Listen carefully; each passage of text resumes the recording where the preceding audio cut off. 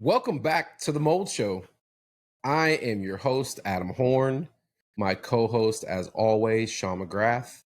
I am a state of Florida licensed mold remediator, and Sean is a state of Florida licensed mold assessor. Sean, how are you doing today, man? Doing great, man. This is a late night episode for us. It usually works best, but it's been a long day. So we're going to power through it. Been busy. Yeah. We have been busy. That's how life is. And it's good to get back in here and talk about the thing we talk about all day long, which is mold. And that's why people are tuning in. They typically have issues, or they're concerned that they may have issues. And today, I kind of want to delve into one of the main areas of homes and buildings that we often do remediations in, and that you guys often find issues with, and that's kitchens. So maybe we could start with you.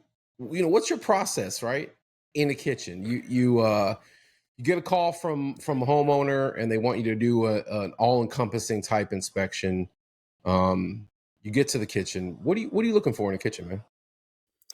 Well, I guess we're just gonna dive in head first with the hot spot here, Adam. After a long break, yeah. I don't know if we have any mold show enthusiasts yet that are just sitting there waiting on the notification for a new show. But sorry, it's taken us so long to get to another episode. But you and I are out there in the field. Yeah, I know. But between sickness and vacation, and you spending some time with your daughter who just graduated, life happens. So we apologize for the long breaks in between. But in between all that, we're in moldy buildings. We're in moldy homes. Yep. And I've looked at probably 10 kitchens since you and I last talked. Somewhere in there, that may be a little bit of an exaggeration, but it seems like every inspection or every property I go on, the kitchen's a factor in some way. Yeah, I would say it's very rare that we don't find some sort of issue in a kitchen. Mm-hmm. May not be a surprise to a lot of people because, that's a high water area. You got a lot of plumbing running through the kitchen, to the kitchen sink, to the refrigerator, to the dishwasher. A lot of times people have ice makers or even water purification systems under their sink. So you're right. Wine coolers, bar coolers, all kinds of. All the above. All kinds of devices with moisture running through them. Exactly. So yeah, you're right. That's one area I'd say. I mean, it seems like more than half the homes we go into, we'll find something going on in the kitchen. But when it comes to the inspection standpoint, we're just looking at those high moisture areas. A lot of times there'll be signs with the kitchen cabinets, as you know. The base shelf for that cabinet beneath the sink, some sort of staining or warping. A lot of times the kick plates will be showing signs of warping or staining or even cracking. Sometimes you'll just flat out see the whole cabinet warping on the side. But it's really important to get your scope cameras and stuff back behind that cabinetry. Usually there's a way to get the scope camera around the little plumbing holes they make at the back of the cabinets. There's always gaps between the lower cabinets, where you can feel where the kick plate, behind the kick plate, where you can run it. So there's ways to evaluate even the hidden areas where we can see what's going on back behind the cabinets. Yeah, that too. You can pull. I see you guys pull dishwashers out. That's never fun, and never fun. Sometimes can be a little tricky. So we don't always do it. There's not always a ton of slack with the water line or the hose, and I'm not trying to go create more problems. But sometimes it is necessary in order to see back there. Yeah. I always tell people the contractors or the builders or the kitchen remodelers, whoever put those kitchens together, they don't intend on people, pulling them apart. They don't make it easy to access. And because of that, it's really a hard area to keep an eye on. And outside of the visible things that you just discussed, like right under your kitchen sink, which is 9 times out of 10 where you first see the first source of damage. Maybe it's not from the plumbing, maybe it's from the chemicals and everything that people store under the kitchen cabinetry. Maybe it's coming from around the seal on the sink itself, or it's coming down behind the sink, behind the backsplash, and then down into the cabinets. But usually that's an area that gets punished by moisture. Yep. And the older the kitchen, the higher likelihood you've had some type of event of some type down there, which often leads to you guys finding issues down there. So you use your cameras, and then what type of samples do you typically take in and around kitchen areas? When we're in a kitchen, typically your source type sampling, so wall cavity and swab testing. Mm-hmm. Another reason why it's really important, it's very rare we don't test in a kitchen. Mm-hmm.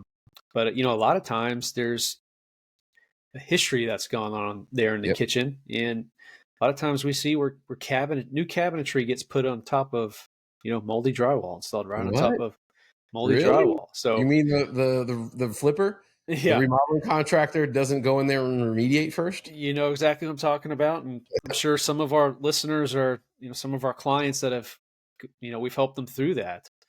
But another reason why just a moisture meter in those situations isn't always going to tell you the whole story, because if it's dry, it's not going to give you that history. So we have to have a way to see back behind the cabinets in some way, shape, or form.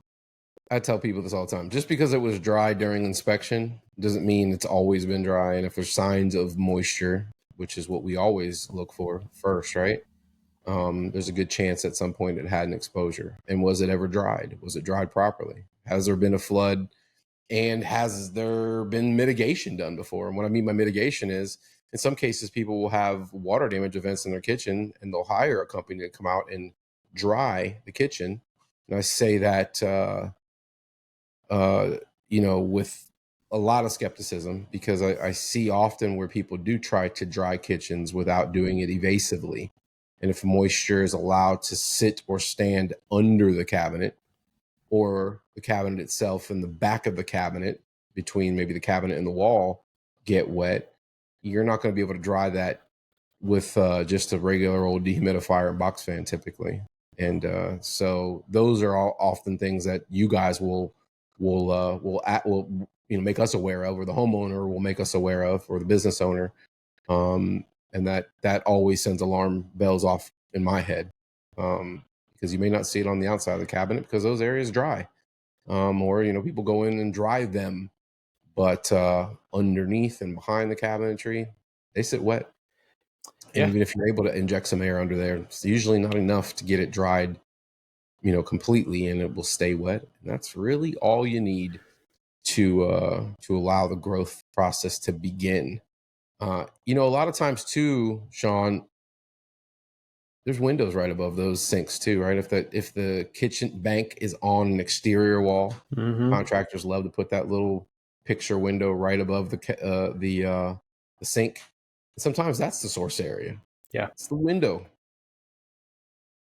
So there are so many different ways where moisture can affect the kitchen area. You mentioned just a handful of them.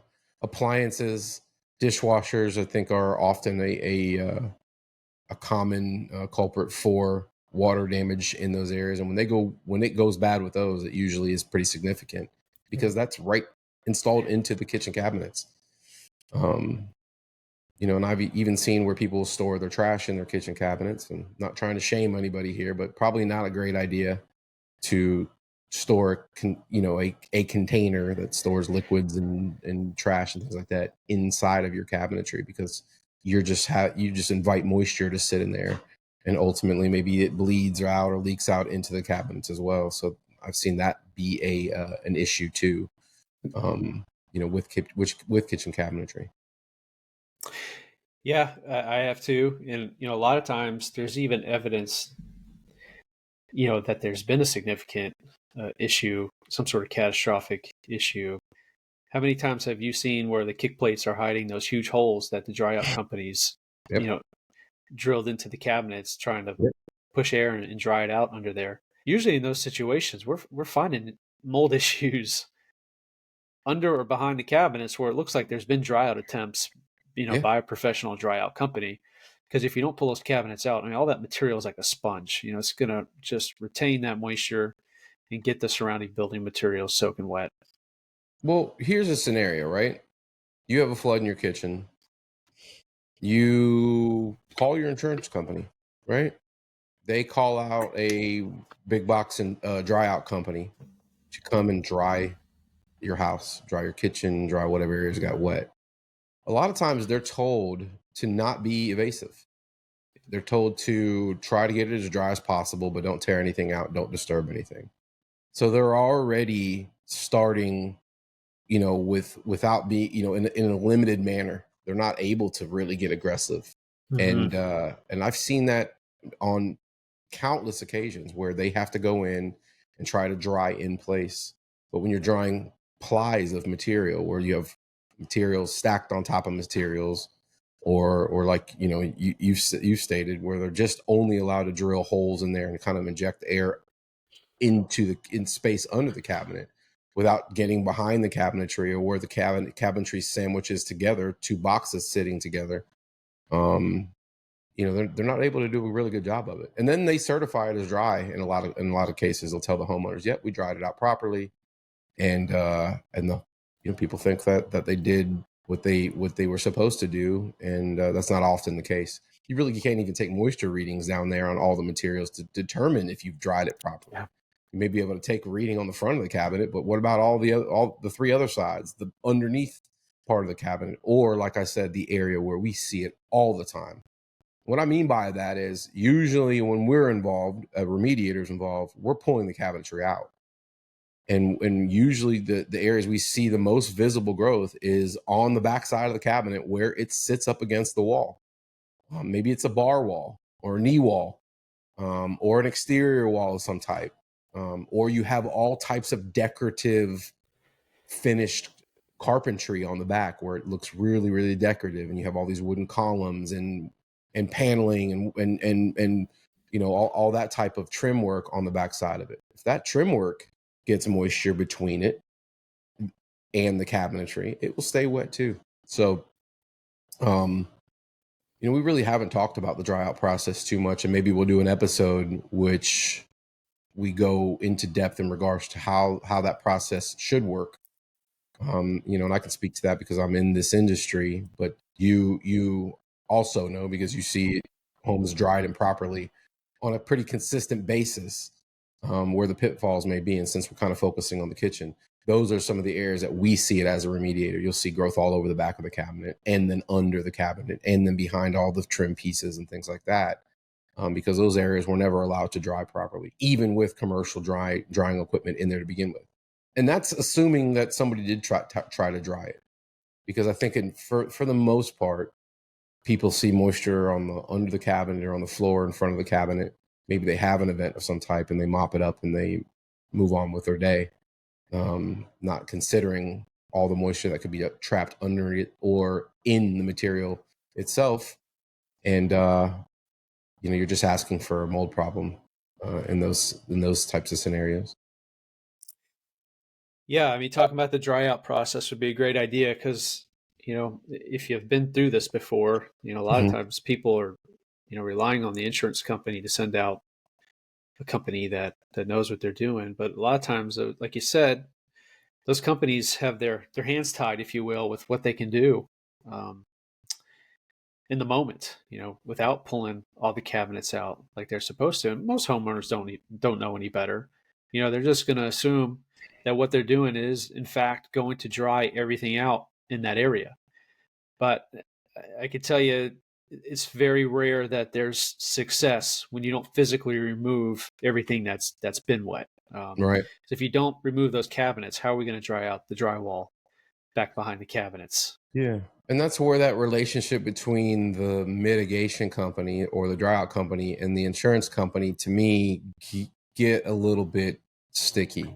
Mm-hmm. Because ultimately, if that company's coming into your home or business to dry that structure, they work for you, but they're getting their authorizations from the insurance company. So instead of looking out for your best interest, they're looking out for the interest of the insurance carriers in a lot of cases. Maybe not always, but in my experience, they're going to do only what the insurance company will allow them to do. And for most people, that they don't know any better.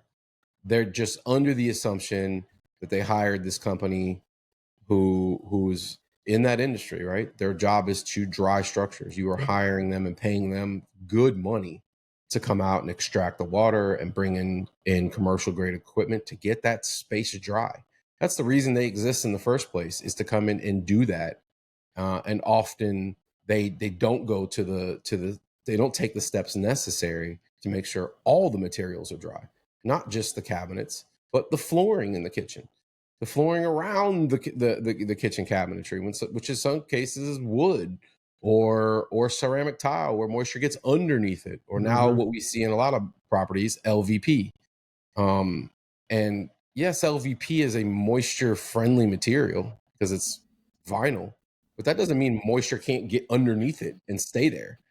And then and really, because it is so good at not allowing moisture to penetrate it, it holds the moisture. Yep. So moisture will get trapped underneath it and it will stay wet for a significant period of time. And good luck trying to dry through that material. So oftentimes, yes, those materials don't absorb the moisture and don't really get damaged by it, but all the materials that they're around, aren't made of such durable materials. And I will get on my soapbox at some point here and talk about the construction of the kitchen, and just like I always do, kind of pick apart my pet peeves with how cabinetry is installed to begin with. Yeah, and sometimes the flooring around the cabinetry is part of the problem, how that was installed. Yep. 'Cause a lot of times they create little reservoirs where water can just stay trapped forever if there was ever a leak, So we see all the time where the tile is installed around the cabinets instead of the flooring and then the cabinets on top. And then you have a little leak and water just creates a little pool, and it'll stay there and just wick up your cabinets and drywall for however long it's there. So yeah, you're right. We see it all the time. Things that this could have been, I don't want to say totally prevented, but could have minimized the amount of damage had it just been constructed properly. Prevented if it was made out of materials that could get wet. Prevented if it was constructed in a way where you could do maintenance if that area was to ever come in contact with moisture. And I'll just go into it right now. I mean, a kitchen is a wet space, and all these areas around your plumbing, your sink, and your dishwasher and your refrigerator, which has water lines going through it, and usually the refrigerator, and the plumbing for the ice maker are butted up right against the cabinet. So or running through the cabinet, the back of the cabinet, or running through the cabinet, right? Exactly. And so it's not a question of will it ever get wet. It's when you're ever going to have an exposure. And so why build cabinets out of materials that cannot get wet? If you look at any commercial kitchen, every commercial kitchen is made with, the cabinetry. A lot of times it's stainless, and people are obviously not going to go for that commercial look in most cases, but they're built out of a material that can get wet because those areas are going to get wet over time. And trust me, restaurant owners aren't in the business of remodeling their kitchen every 10 years. They want to make sure that they can get those areas cleaned and dried, because they are going to have exposures to moisture. And it would make a whole lot of sense if we were to build our kitchens with the same thought in mind. What are these kitchens designed to do outside of just hold your pots and pans, forks and knives? What are the cabinets, made of to begin with? And you may not even have had a hand in that decision. You may have purchased a home, or you may have bought a home, and most builders are going to put in what's considered customary these days, which is a particle board type cabinet with a laminate on top, or an MDF type cabinet, which is a composite wood type cabinet, and it may look beautiful because they have, a nice high-end laminate on top, but cabinet itself is made of materials that have no business being in wet areas. And ultimately, when they get exposed, it just soaks into the material and stays there, and ultimately leads to growth situations. And that's usually when Sean and his team are out there, inspecting and finding areas where, had the materials been made out of a more durable, more moisture friendly material, you never would have you never be in this situation in the first place. Agreed. And I was just thinking of some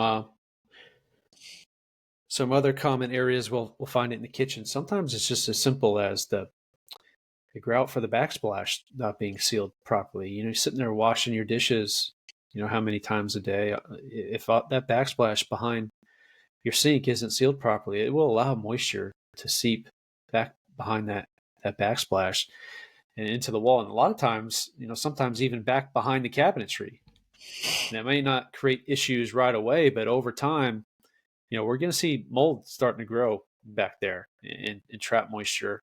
And heaven forbid you have a little leaky faucet, or, your little side sprayer that we use at the sink, something like that. It can create pretty significant issues back there. Yeah. Grout is a failure point in the shower and in the kitchen. And it's porous and it's as porous. well. Yeah. And it's absorbent if it's not sealed, and most of the time it doesn't have a sealant on there. And I'm not talking about the seal they mix into it when they mud it. I'm talking about an exterior sealant that is applied on top of the grout lines that will prevent moisture from penetrating into it. And those sealants need to be reapplied often. And oftentimes they'll put a silicone or a caulk of some type over those areas too, as another area of prevention, but those don't last very long. No. And the more they get wet and dry, the more they tend to expand and contract and shrink. And then those areas behind the silicone become places for moisture to get trapped. And actually the cracks that they leave end up being like, the surface tension of those cracks just suck moisture in. Yeah. And then it sucks into the material and then comes back down the cabinet or under the cabinet into the box, which ultimately leads to water damage, which, in a case like this is often going to lead to mold growth. I'm a big fan of the the old Corian, where they would put the sink and the backsplash. You've seen those for a while. It was really, really popular, and it was all one piece. There was no air, nowhere for moisture to get under the lip of the sink and then, down into the actual countertop, or it had a healthy enough backsplash that was a part of the actual sink, that made for a really good water resistant space, with countertops and that area, because it is often a failure point, like you said. But I think that kind of fell out of favor. Everybody's going with stones now. Stone countertop, granite is the most common type of counters that we see now, and usually it's just caulked in. You have the backsplash, just sitting on top of the actual countertop, and they just throw a bead of caulk or grout or whatever there, and that doesn't always last, and eventually moisture can get into those areas there. So that's a really common area, even just behind the backsplash where it sits up against the drywall, where after we detach that backsplash, you'll see growth right behind that. And then all of the fittings, right, where the drain attaches to the sinks, those things need constant maintenance. And if you don't have a plumber out there regularly maintaining your valves and your P-traps and all of the hardware underneath there, eventually you'll get drips there too, into a cabinet that can't get wet. And then that often leads to growth situations. So what are you usually recommending, man? When something like that happens, you guys, what are you recommending to a remediator like me in most cases? Well, people probably get bored of us with this answer, but it really all depends on, what we find, the extent, and then what type of mold and how much. But in the situations we're talking about, I mean, it does require the physical removal of that cabinet. Yep. And then, I'm almost always going to recommend the removal of the drywall behind the cabinet too. Right. Just because we have that contaminated cabinet up against the drywall, and we need to remove that wall to further investigate back behind that porous drywall, see if there's a problem. Yeah, I mean, it's like a cake. There are And with layers. kitchens, that's horrible having that conversation with homeowners because it's an expensive part of the house. It's very expensive to reconstruct. In most cases, probably the most expensive decision you'll make to tear apart your kitchen. And if you've been shopping for cabinetry and countertops and all the finish work in there, you can spend a fortune in a kitchen if you really want.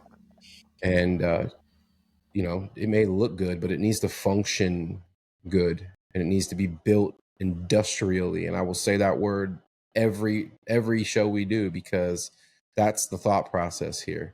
Is it going to function right when it gets in contact with moisture? Can I, correct a situation if I do have an exposure to moisture? So if you find yourself in a position where you have to tear your kitchen out and redo it because of some type of water damage exposure, you need to really consider if that's going to be a home you intend on living in for a long time, or you just don't want to pass a problem on to the next person.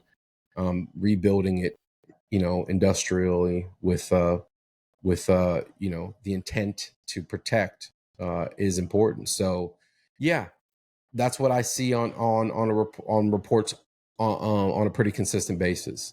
Detach the countertops, detach all the fixtures, take the countertops off or apart. And often, if they're made of stones, they don't come off without breaking. And sometimes we'll have our homeowners reach out to stone companies to come out and remove those countertops if they're trying to salvage the stonework, but it's often broken during installation. Tiniest little crack is going to make it impossible. That you never saw, and as soon as it's put under its own weight, especially where the sink is cut in or there's holes drilled for sprayers and things like that, it'll break in those areas. And it's like you said, it's a hard conversation to have for people, but we try to do what we can to remove it without causing secondary damage. But you may be in a situation where now you're on the hook to replace your countertops as well as the kitchen cabinetry, right? And then you pull the boxes out, and as you mentioned, the drywall behind it could, most likely has growth on it. And if it's not a block home, it could be a frame home. You could open up that wall cavity and find that there's insulation, or maybe the board, and all the framing behind it has growth on it because it's been sitting wet or getting exposed to moisture over the years. So I think you can tell that not only is this a fairly common issue, but it can be as intrusive as it gets, and as expensive as it gets when you're talking about doing a remediation in the kitchen, which often ends up in a full kitchen renovation. Man, it sucks. It really, really does. Yeah, most people are hopeful that they'll be able to save their cabinetry, but if there's any signs of visible growth on that wooden cabinetry, I wouldn't be keeping it. There's just too many spores that could be embedded in that wood, even that you can't see, that you could just be reinstalling in your home. So it's not a good idea to keep any cabinets that have had water damage or mold growth on them. No. And not that you can't try to take a surgical approach. And we often do that. And what I mean by that is peel it back layer by layer so we can get a better visible. So maybe start with removing the kick plates if that's possible. Detaching. Our protocols are always going to be worst case scenario. Right. Absolutely. And just kind of what we expect. But right. It is with kitchens and bathrooms, especially. I mean, you almost have to take that surgical approach as long as the homeowner is aware of the worst case scenario and what you're expecting to find as you go. Yeah. And that's always the conversation initially. Mm-hmm. You have to pull the Band-Aid off and say, here's what's possible here. We made these boxes that go underneath your sink, and the one to the left and the one to the right of it could also be affected, right? And you'll have that conversation with your remediator too, and you're gonna and be the same with me, by the way. I would want to do, please don't tear my whole kitchen out. You want to try to be as limited as possible, but it, the damage usually will dictate how much material needs to come out. And maybe you don't know, but your kitchen is usually made up of several different boxes. It's not just one bank of boxes. It's usually a box under the sink next to another box to the right or the left that goes into a corner. And in some cases, not all the boxes are affected, and you may be able to salvage the boxes. And speaking of salvage, if you find a company who can build a cabinet, a lot of times you can salvage the front of the old cabinet, because the front is usually off the ground. In a lot of cases, it's not been in contact with moisture. And the door of the cabinet and the hardware and the drawers, oftentimes those pieces of the cabinetry aren't affected whatsoever. And so you could, if you're on a budget and you're not looking to renovate your entire kitchen, have the remediator take out and dispose of the visibly affected boxes, hoping that you get measurements on those boxes before they're destroyed and taken off the property, and then have a cabinet made where you can reapply the fronts and the doors and the hardware and things like that to limit your out-of-pocket expenses, on the rebuild, especially if you're doing it out of pocket and the insurance isn't helping you with that process at all.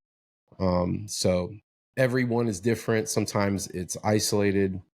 A lot of times it isn't, and it extends in both directions, up the walls, behind the cabinetry. Sometimes if you have a backsplash, like a tiled backsplash or some type of decorative backsplash that's been adhered to the wall, sometimes if the water damage is bad enough, it'll go up behind the backsplash, up into the upper cabinetry, because through capillary action, like a sponge in a glass of water, the moisture will wick up all the way to the ceiling in some cases, especially if you have like a dishwasher leak. Those seem to be the worst because you don't necessarily see it at first, and it's been leaking for who knows how much time, and the moisture's just been sitting under the cabinet and soaking into those boxes and then up the walls, and it can get really, really nasty in those cases. Especially those exterior insulated walls. Exterior insulated walls, you said it. It hides it all, and you don't think it still looks good. And you're like, oh, the kick plate has a little damage on it, or the base of the box looks. Oh, here's a good conversation. You're on the market. You want to buy a house, right? Sean, what are some things, if you saw when you were doing your walkthrough in a kitchen, what are some red flags, right? With kitchen cabinetry, you're considering buying it, and you don't want to spend, tens of thousands of dollars renovating a kitchen, but you see this when you're looking at the cabinet. What's a huge red flag? I mean, a lot of the things that I mentioned with the first question that we started the podcast off with are pretty obvious. The swelling of the cabinetry, swelling of the kick plates. Run your fingers across it. Yeah. A lot of times you can see, like, if it looks like there's mountains. If you just look at the side of the cabinet at the right angle, you're going to see it bowing. You can see sometimes the kick plates swelling from the cabinet. Yep. Well, the kick plates are a different material. Is that maybe a sign that they've been replaced in the past? I think we've talked about that before. The inspection I did with the two-tone kick plates, it was pretty obvious. They were just covering everything up. Why would they do this? Yeah. If you can't answer pretty quickly, then you have to consider maybe it was a repair of some type. They're hiding something. Repairs in kitchens usually means you need to ask more questions. I have one for you. Painted kick plates. Painted.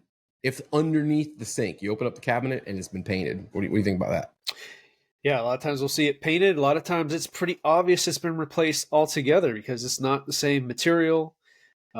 Piece of plywood underneath there? Piece of plywood raised up, or they've tiled the whole bottom. Yeah, a lot of things they can do to hide the damage. And, I can't say the intentions are always bad. Sometimes people, again, even the person that did it didn't know any better. They just thought they were making it look better because it was an eyesore or whatever. But no, let's make this clear. Not everybody cares. They should, but not everybody cares about mold or don't even, they don't know. They just don't know. And through whatever type of, ignorance, and I don't mean it in a negative way. They think they're doing what they need to without considering, what they may not be doing properly. Yeah. But, we sent a lead your way a couple weeks ago that base shelf beneath the sink that was a totally different material from the rest of the cabinets. And usually that's a telltale sign that that base shelf has been extremely wet at some point, and they just replace it with a different type of wood or what have you. So yeah, a lot of times there are some pretty obvious signs that there's been a problem if you know what you're looking for. For sure. Yeah, and that brings me to a different section of the kitchen. Refrigerators.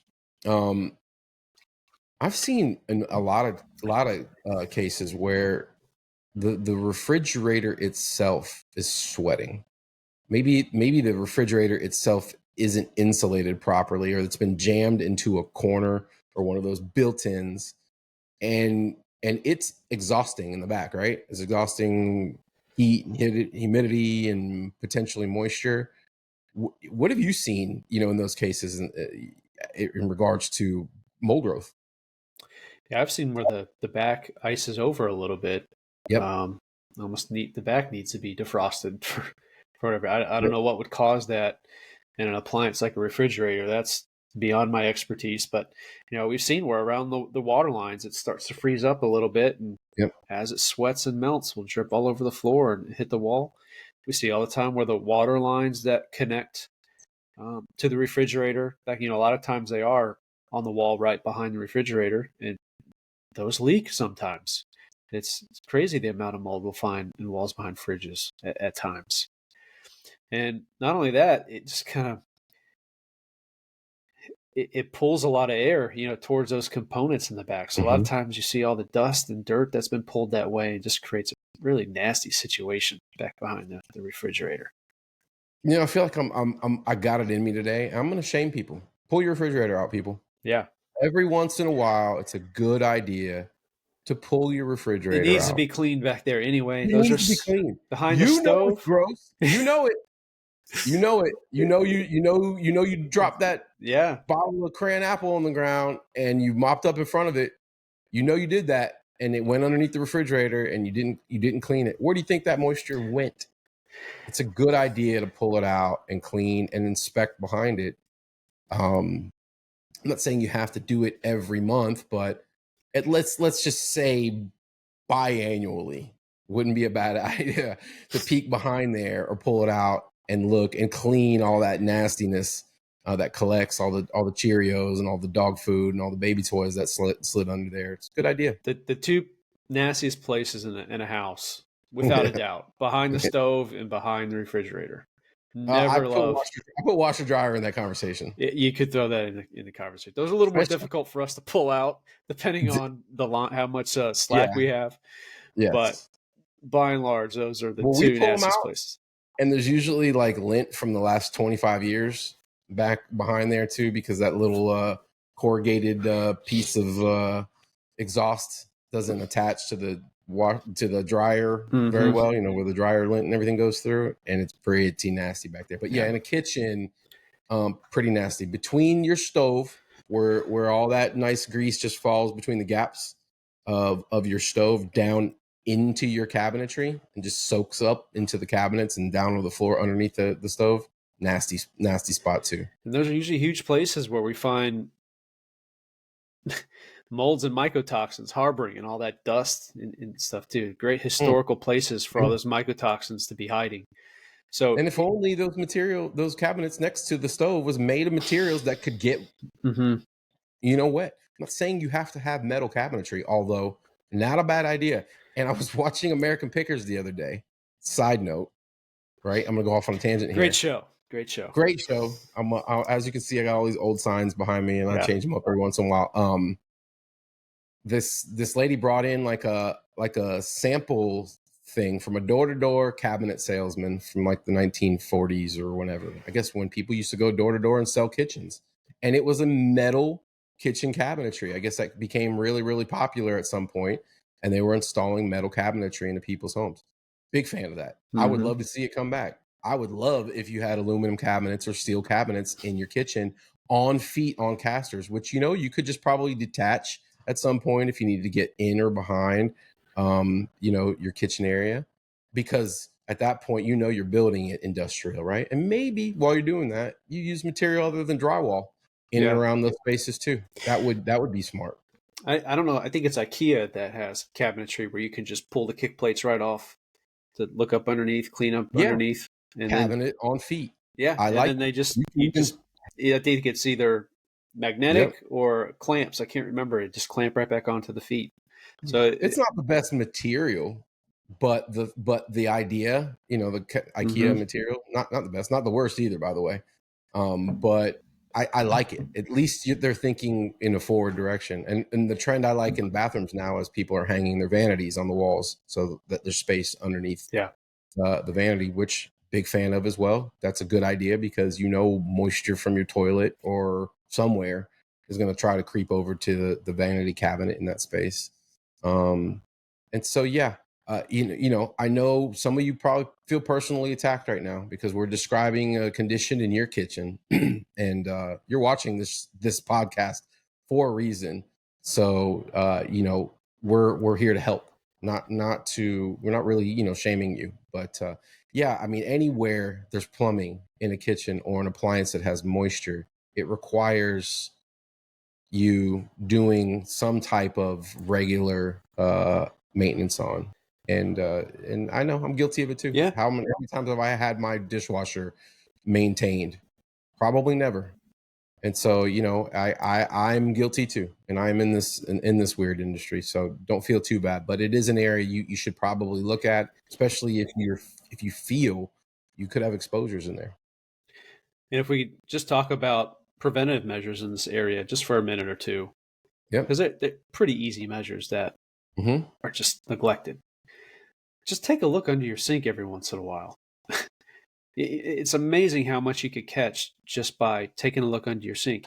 And it makes it a lot easier when you don't have all that clutter underneath of all the chemicals, which you need to have in your sink anyway, because that's right. All the VOCs are another conversation. But if you do have limited with what you need, have them in a little plastic storage bin of some sort.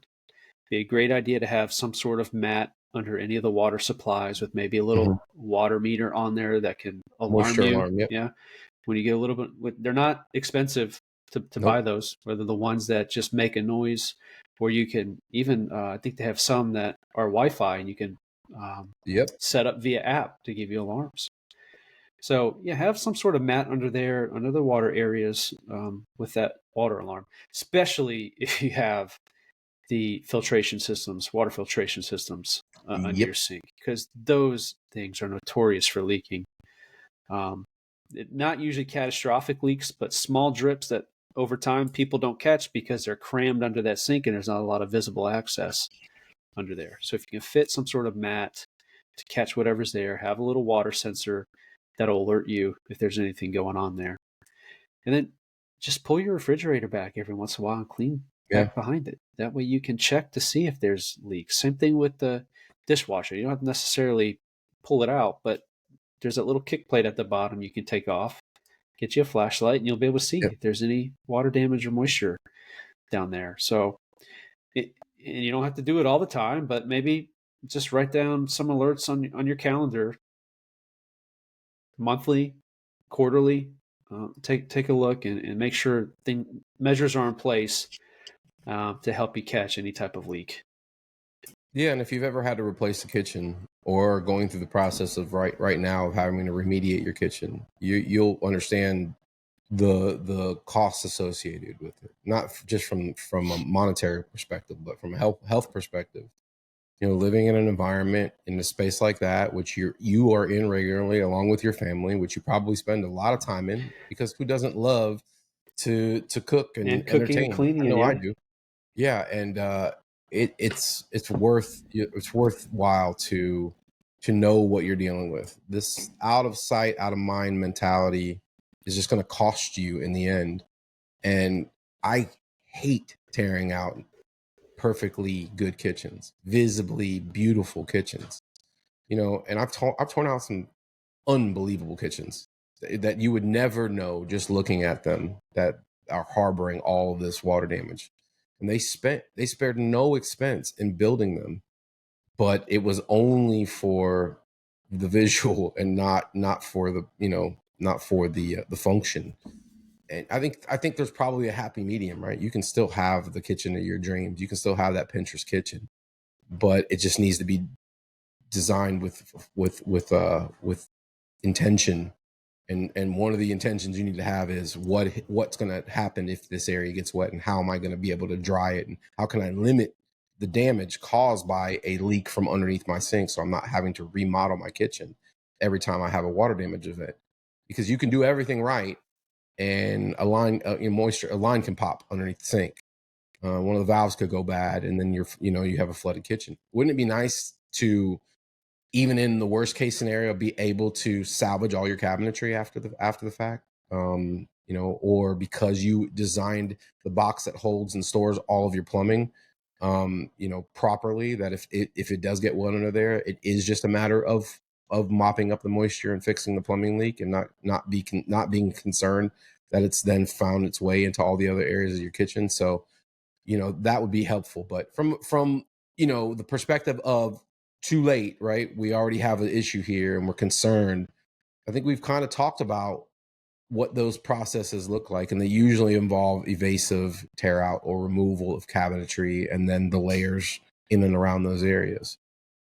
And just like all these projects require putting a plan in place to do so. If it's just the kitchen, if you're hiring a remediator, how are we going to get it? How are we going to contain it? How are we going to get in and out of the space with the moldy materials, and ultimately what's going to be done to clean that space after the fact? And we do talk a lot about that process as well. Yeah. Unfortunately, you have to remove the source. Again, it's a painful conversation. A lot of people are insistent on saving their cabinets, and it's just not going to happen if there's been water damage and mold growth. I mean, like you said, you have to continue to remove the moldy material until we're past it. We got to further investigate those walls behind the cabinets, so we know for sure we got everything. I will say this is an area that usually insurance can be helpful in dealing with, especially if it's a sudden event, right?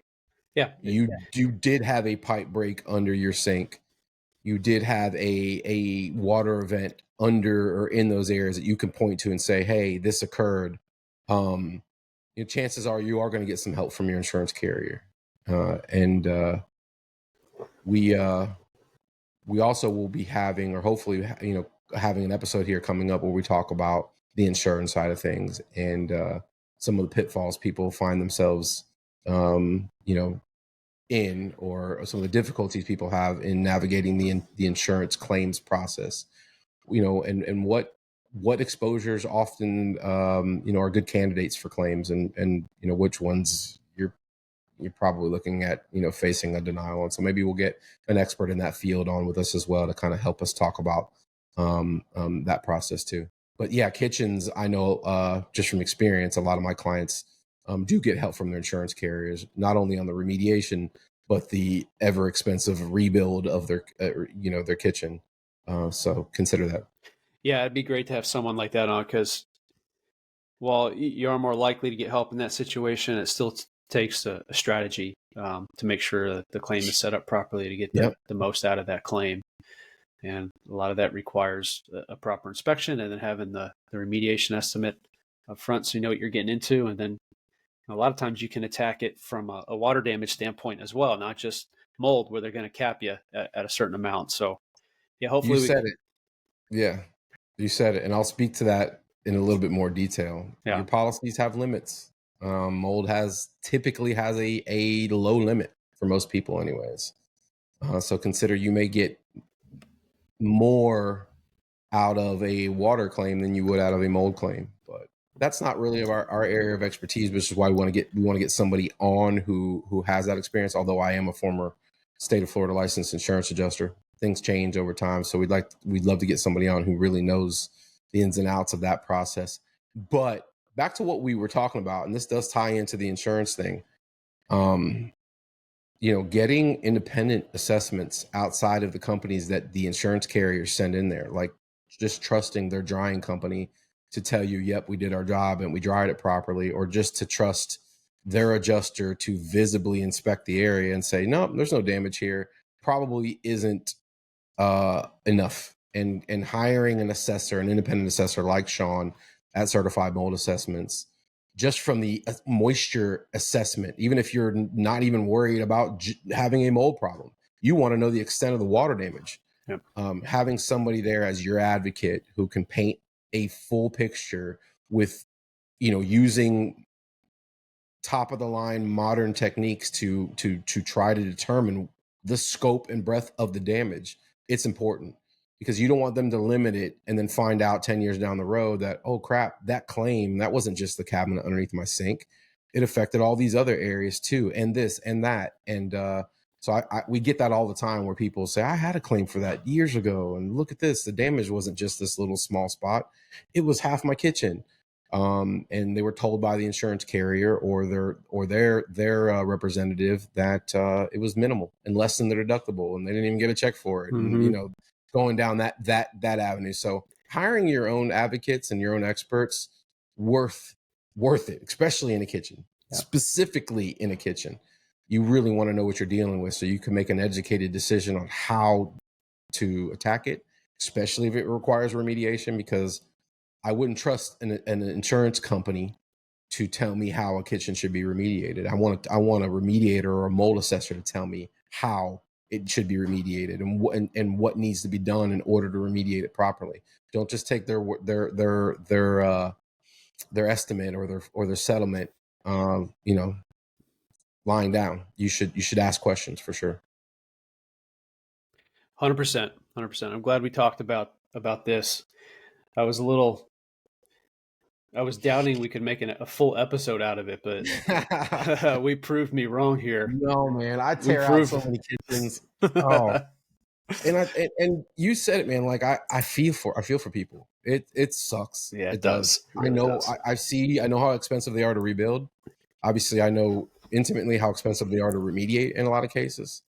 And a lot of times we see the pain on the customer's face before we even get validation that there is in fact mold present. Just telling them what we're seeing and recommending testing in those areas usually enough to drain all the energy out of them.